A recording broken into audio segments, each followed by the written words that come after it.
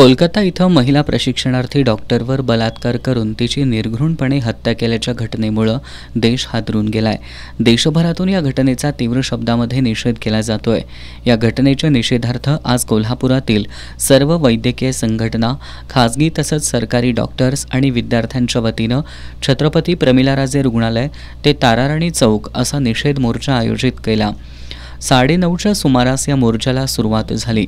Dasara Chowk, Venus corner, जिल्हाधिकारी कार्यालय ते छत्रपती ताराराणी चौक, कावळा नाकापर्यंत हा मोर्चा काढण्यात आला। नराधमाला शिक्षा झालीच पाहिजे, न्याय मिळाला पाहिजे अशा घोषणा यावेळी देण्यात आल्या। काळा ड्रेस आणि ॲप्रनवर काळ्या फिती लावून डॉक्टर्स मोठ्या संख्येनं या मोर्चात सहभागी झाले होते। डॉक्टरांच्या सुरक्षेसाठी केंद्रीय संरक्षण कायदा होत नाही तोपर्यंत आमचं काम बंद आंदोलन चालूच राहील असा इशारा महाराष्ट्र असोसिएशन ऑफ रेसिडेंट डॉक्टर्सच्या प्रेसिडेंट डॉक्टर रोहिणी जाधव यांनी दिलाय।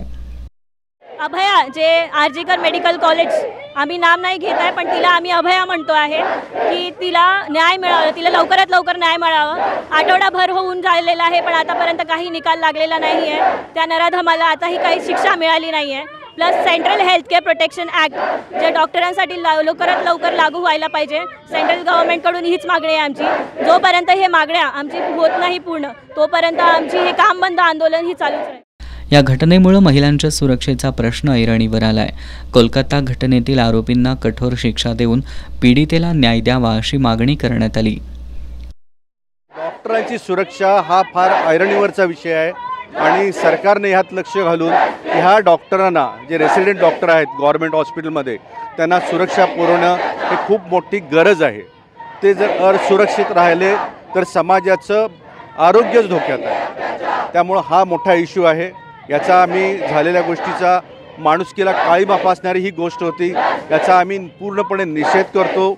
याच्यावरती योग्य ती कारवाई ही लवकरात लवकर व्हायला पाहिजे। त्यात कुठल्याही प्रकारचं राजकारण न आणता लवकरात लवकर ही गोष्ट होऊन त्या मुलीला न्याय मिळाला पाहिजे आणि आरोपींना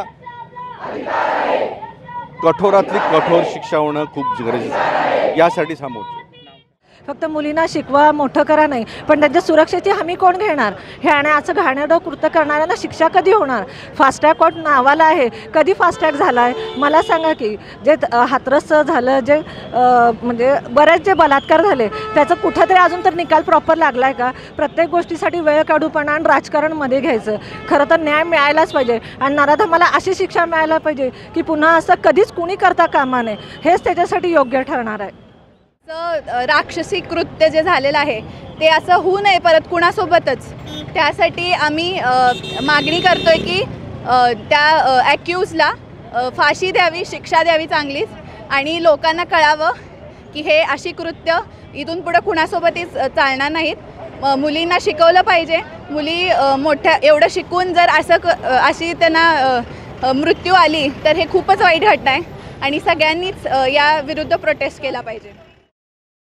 doctor Sandeep Patil, doctor Arun Dhumale, doctor Sheetal Patil, doctor Badruddin Maner यांनीही या घटनेवर आपल्या संतप्त भावना व्यक्त केल्या।